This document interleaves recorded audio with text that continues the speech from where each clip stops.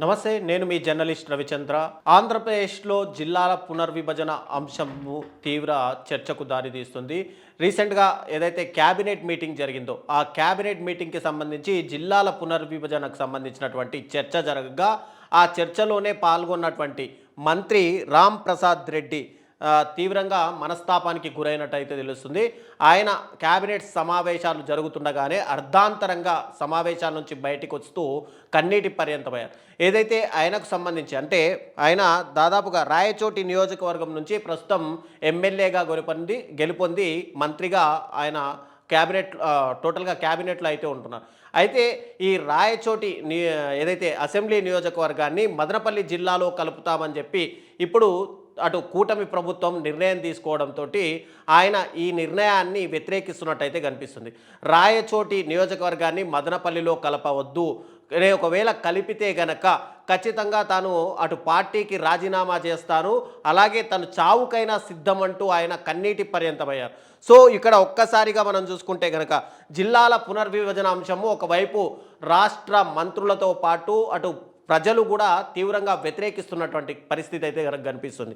So ఏదైతే గతంలో జగన్మోహన్ రెడ్డి గారు ముఖ్యమంత్రిగా ఉన్నప్పుడు 2023లో జిల్లాల పునర్విభజన అంశం అని చెప్పి టోటల్గా విభజిత ఆంధ్రప్రదేశ్లో 13 జిల్లాలు ఉంటే ఆ 13 జిల్లాలకు మరొక 13 జిల్లాలు కలిపి టోటల్గా 26 జిల్లాల్ని చేశారు.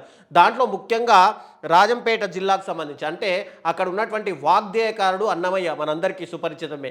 ఆయన పేరుతోటి అన్నమయ్య జిల్లాగా మొత్తంగా ఈ ఒక నియోజకవర్గాన్ని అంటే ఒక జిల్లాను ఏర్పాటు చేశారు.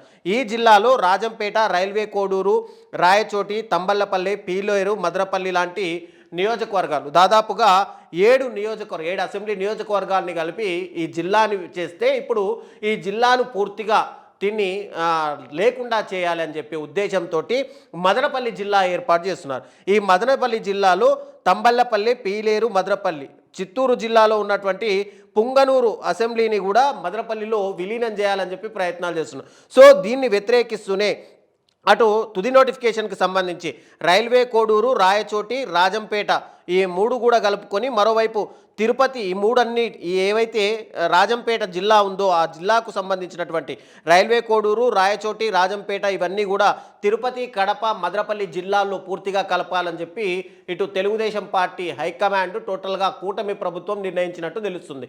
దీంతో మనస్తాపానికి గురైనటువంటి రామ్ ప్రసాద్ రెడ్డి అటు భావోద్వేగానికి గురయ్యారు. ఒకవైపు చంద్రబాబు నాయుడు నచ్చజెప్పే ప్రయత్నాలు చేస్తున్నా సరే ఈ నిర్ణయాన్ని గనక మీరు వెనక్కి తీసుకోకపోతే తను పార్టీకి కూడా రాజీనామా చేస్తాను, తన చావుకైనా నేను సిద్ధంగా ఉన్నాను, రాయచోటి నియోజకవర్గాన్ని మదనపల్లిలో కలపొద్దు అని చెప్పి ఆయన పోరాటం చేస్తూ ఆయన ఒక రకంగా కన్నీటి పర్యంతమయ్యారని చెప్పుకోవచ్చు. సో మొత్తంగా ఏదైతే జగన్మోహన్ రెడ్డి గారు రాజంపేట పార్లమెంటు పరిధిలో ఉన్నటువంటి నియోజకవర్గాలను కలిపి ఒక జిల్లాగా చేస్తే ఇప్పుడు ఎందుకు కూటమి ప్రభుత్వం ఈ జిల్లాలను మళ్ళీ పునర్విభజన చేయాలి అనుకుంటుందంటే రాజంపేటకు సంబంధించి ఇక్కడ తెలుగుదేశం పార్టీ ఇంతవరకు అంటే 2004 నుంచి గెలిచినటువంటి దాఖలాలు లేవు. ఇక్కడ ఉన్నటువంటి నియోజకవర్గాలు పార్లమెంటు పరిధిలో ఉన్నటువంటి వ్యక్తులకు అనుకూలంగా మారిపోతాయనే ఉద్దేశంతో రాజంపేట అనే జిల్లా లేకుండా చేసి అసెంబ్లీ నియోజకవర్గాల్ని కనుక ఇతర జిల్లాల్లో కలిపితే ఇక్కడ వైఎస్ఆర్సీపీ ఓటు బ్యాంకుని పూర్తిగా నిర్వీర్యం చేయొచ్చు అనే ఉద్దేశంతో చంద్రబాబు నాయుడు గారు కొత్తగా ఈ నియోజకవర్గాల్ని అంటే ఎక్కడెక్కడ తెలుగుదేశం పార్టీ బలోపేతంగా ఉందో గెలుస్తాము అనుకున్న దగ్గర ఈ నియోజకవర్గాల్ని కలుపుతున్నటువంటి పరిస్థితి అయితే కనిపిస్తుంది.